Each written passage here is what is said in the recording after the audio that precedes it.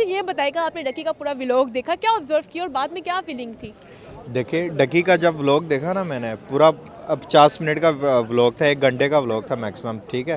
तो वो पूरा व्लॉग मैंने देखा, बीच में ऐसे ऐसे टाइम आया था तो मेरे खुद आंखों में आंसू आया था उसकी वीडियो देख के कि यार एक बंदा, चलो उसके कंटेंट से लोगों को इख्तलाफात हो सकती है, लेकिन मुसीबत के वक्त हमने बता दिया कि हम एक ही है कौम। लेकिन डकी का जो था इमोशन देख के सब पूरी कौम इमोशनल हो गई थी उस पर। तो सरफराज चौधरी जैसे कैरेक्टर्स के बारे में क्या कहेंगे? बड़े पोस्ट पे एक बंदा बैठा हुआ है और इतना करप्ट कैसे हो सकता है यार।